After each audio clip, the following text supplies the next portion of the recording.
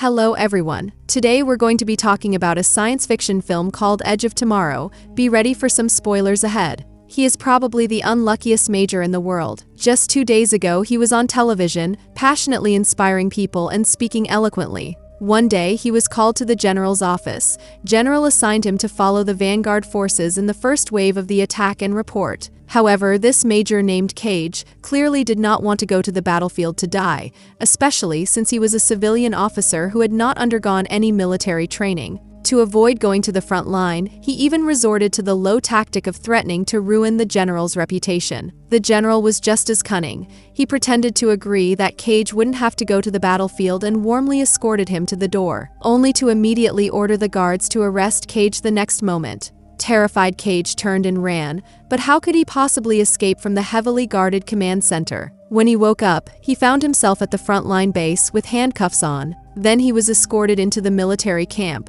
where the sergeant assigned him to a new unit, called the J Squad. The soldiers in this squad were a mixed bunch. None of them seemed like good people. When they heard that Cage was a deserter, they all gave him contemptuous looks. The next day, all the soldiers began to put on exosuits. These suits not only protected them, but also significantly enhanced their combat abilities. However, it was Cage's first time wearing this suit, and he hadn't even figured out how to operate it before getting ready for battle. Cage kept asking his comrades where the safety mode was, but everyone treated him like a joke, and no one was willing to answer him. Aside from J Squad, the entire London base was filled with tens of thousands of fully armed soldiers in exosuits, representing a coalition of forces from multiple countries. Such a massive operation was necessary because 5 years ago an alien species called mimics invaded Earth and had already taken over most of Europe. Finally, 5 years later, humanity achieved a victory at the Battle of Verdun, boosting confidence and resolving to achieve a final victory in today's surprise operation. All the soldiers boarded transport planes to head to the front line, and Cage was still incessantly asking how to use the safety mode. At the same time, the bottom deck of the transport plane opened for them to be airdropped into the battlefield. But suddenly, a shell hit the plane, and all the soldiers had to jump out prematurely. Cage has no choice but to press the release button just before the plane blows up, sprawling awkwardly in the mud and swallowing a mouthful of mud soup. As soon as he stood up, he saw the soldier next to him crushed to death by the falling plane. With no other choice, Cage followed the main force forward, enduring heavy enemy fire. At that moment, a transport plane nearly grazed Cage's head as it crashed to the ground. To Cage's surprise, a female soldier emerged from the plane. He recognized this woman, as she was the battle hero who had killed hundreds of mimics in the last Battle of Verdun. The woman had just taken down a mimic and was walking toward him with a large blade, but the next second she was blown up by a sudden artillery strike. After that, Cage finally managed to find his J Squad amidst the intense battle. His comrades found it strange. The enemy seemed to know they were coming. It was as if they had walked into a slaughterhouse. At that moment, Cage was standing at the back of the squad,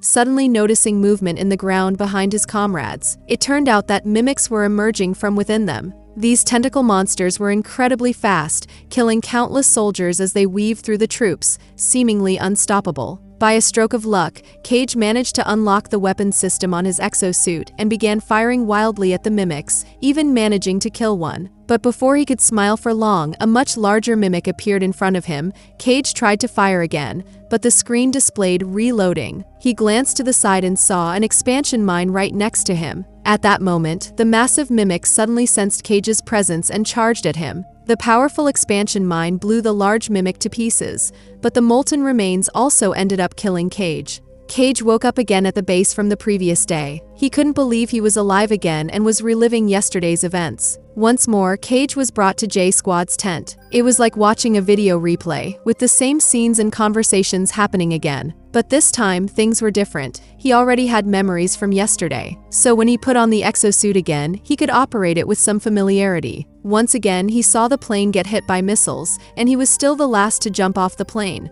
But this time, he was slightly better, indicating that in this rebirth, he could make different choices. However, the soldier was still crushed to death by the plane, just like yesterday. He saw Rita again, but this time, just as Rita was about to be killed, Cage jumped in and saved her life. However, he was shot in the chest. Seeing that he wouldn't live much longer, Rita decided not to waste time and took the battery from his exosuit. Cage died once more and returned to the previous day. This time he hurriedly told the sergeant everything that had happened, warning him that the frontline battlefield was a trap and that the enemy must have already known they were planning a sneak attack. But no one believed him, even when he could name every member of J Squad. In the end, they taped his mouth shut to stop this madman from talking nonsense. Sure enough, the plane exploded as usual, and this time Cage was the first to jump out. He became incredibly fierce, directly tackling a soldier, but then he was crushed to death by the plane. It was as if Cage had entered a video game where the player could keep reloading from a save point.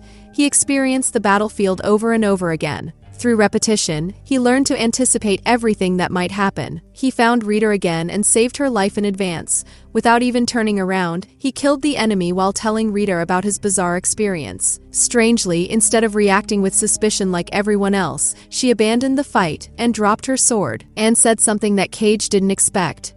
Find me when you wake up. Cage revived again, and Rita's words were like a beacon, making him feel as if he had found the right direction after fumbling through the game. From that moment, Cage couldn't wait to get back to the barracks, and during physical training, he looked for an opportunity to sneak off and find Rita. But even though this short journey led to his death several times, Cage was like a player with infinite lives. Finally, when Cage found Rita, she didn't know why a stranger was interrupting her training, but when she heard why Cage was looking for her, she didn't hesitate and immediately took Cage to a secret lab. It turned out that Rita had once been able to respawn infinitely, but she had now lost that ability. Rita took Cage to the exosuit maintenance factory and secretly found one of the engineers. The engineer was once London's top particle physicist and the only person who believed in time resetting. He had studied the mimics deeply, but no one believed him except Rita. Through the engineer's explanation, Cage learned that the smaller mimics were the foot soldiers, while the large one that Cage had killed with the expansion mine was an alpha. There were very few alphas, who were equivalent to small bosses. At the same time, the one controlling all the mimics was called the Omega. The Omega had the ability to control time. Every time an alpha died, the Omega would automatically reset time to an earlier point. However, the alpha that respawned wouldn't lose its memory, which was why the enemy knew the exact timing and strategy of tomorrow's sneak attack. If they continued to fight like this, humanity would inevitably lose. But now, Cage's body had merged with the alpha's blood, so he also had the ability to reset time like the mimics. Rita also told him that when the Omega was tracking him, he would see visions of the Omega, which would allow him to know its location. Since Cage hasn't had any visions, they have time to prepare him, so Rita took him to her exclusive training ground to train him in combat against the mimics. His training goes pretty bad in the beginning. While Cage tries to fight the drones, he gets knocked away and breaks his spine. As an experienced time reset veteran, Rita told him an important rule: once injured, he must die immediately. Because if the mimic blood in his body flowed out or was replaced, he would permanently lose the ability to reset time, just like Rita had. After explaining, Rita didn't waste any more time and shot Cage dead. And day after day, under Rita's guidance, Cage underwent intense combat training. Whenever his body was broken, Rita would end him with a shot, and he would start over. After countless deaths, Cage finally had a dream during one of his resurrections, where he envisioned the Omega. It turned out that the brain of this alien was hidden underground in a dam located within enemy territory, but the exact location of the dam was unclear. With his special training, Cage and Rita once again headed to the battlefield to find the Omega's location. The two of them fought on the battlefield repeatedly, dying again and again, only to be resurrected once more. During this process, Cage spent every moment with Rita, and gradually he began to develop feelings for her. However, the endless cycle of death and resurrection began to wear Cage down. One day, instead of going to the front lines, he rode his motorcycle back to the city of London and relaxed with a beer at a bar. But it wasn't long before the entire city suddenly lost power. Cage ran to the bridge and saw countless mimics swarming out of the river. It turned out that humanity had lost the battle, and his attempt to escape reality still led to death. In another resurrection, the engineer finally discovered the location of the dam, where the Omega was hidden, but Cage felt powerless. He believed that no matter how many times he died, he could never escape humanity's inevitable defeat. What was even more painful was that he was the only one who had to experience this endless loop over and over again. Rita sensed Cage's frustration and kept encouraging him. Seeing Rita's unwavering determination to fight reignited Cage's fighting spirit, and he returned to the battlefield. This time, Cage finally made significant progress with Rita by his side. They broke through the front lines and entered enemy territory. They hijacked a car and drove down the road. Just when they thought they were safe, a mimic popped out from inside the trailer. While in the car, Cage manages to shoot the mimic and clear their way. During their conversation, Cage asked Rita about her past, which surprised her. It's obvious that this is not their first rodeo. Their relationship must have been closed in their previous loops. When the car ran out of gas, the two of them walked to a nearby farmhouse, where Rita found a helicopter in the yard. She searched everywhere for the helicopter's ignition key, but Cage noticed that Rita had injured her shoulder in the previous battle. So Cage forcibly sat her down and bandaged her wound. Despite Rita's tough demeanor, Cage acted differently this time. He told Rita to rest and even brewed a pot of coffee for her. When Rita heard Cage knew she liked 3 packets of sugar, she immediately realized that this wasn't the first time they had been there. In fact, the helicopter key was in Cage's hand the whole time. Seeing Rita getting anxious to leave, Cage finally confessed the truth. They had already been to this place countless times. But every time they start the helicopter, Rita always dies. He intended to go alone to kill the Omega because even if the Omega was defeated, Rita wouldn't survive. Despite this, Rita started the helicopter, and just as Cage had said, the noise attracted a massive mimic attack. After Cage struggled to kill the mimic that had latched onto the helicopter, he found Rita was already on the verge of death. As she lay dying, Rita grabbed Cage's hand and told him the middle name he had always wanted to know. Right then the neighboring mimics surround them and kill Cage as well. After this resurrection, Cage's mindset changed. When he went to find Rita again, he hesitated. He didn't reveal himself to Rita and instead turned and left silently. After witnessing Rita's death countless times, he decided to go alone to kill the Omega. This time, Cage didn't try to save the soldiers or help anyone else. He flew a helicopter alone to the dam. He found the location where the Omega appeared in the vision, but he discovered that the Omega was not actually there. Immediately, a mimic attacked, knocking the gun and bomb out of Cage's hands, but strangely, the mimic did not kill him. Upon realizing he walked into a trap, Cage tried to kill himself, but the Alpha knocked the gun out of his hand. The Alpha also slashed his hand, causing it to slowly bleed out and completely lose his time resetting ability. Cage knew he couldn't just sit and wait to die. He quickly dove into a nearby water pipe and drowned himself. Now that they knew the previous vision was a trap, they needed to find the real hiding place of the Omega. Previously, the engineer had developed a mimic signal receiver. However, because his theory about time resetting had been dismissed as madness, the device was confiscated by the general. So, after countless attempts, Cage and Rita bypassed all the guards and entered the general's office. The general, who had previously dismissed the idea of time resetting as nonsense, temporarily believed Cage after he predicted the content of the phone call and revealed his secret relationship with his female secretary. The general took the signal receiver out of his safe and handed it to Cage. Neither Cage nor Rita expected to get it so easily, but as soon as they walked out of the building, they were surrounded by heavily armed guards. With no way out, they had to start over again. This time, they escaped through the underground parking lot, but even after getting the signal receiver, Cage didn't know how to use it, so Rita helped him out and stabbed it into his thigh. Cage immediately entered a vision, where he finally saw the real location of the Omega.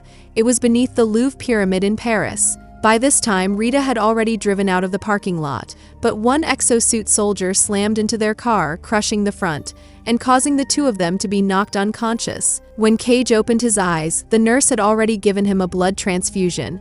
Cage knew he had lost his ability. After the nurse leaves, Rita tries to kill Cage to reset the time, but he tells her that he no longer has that ability.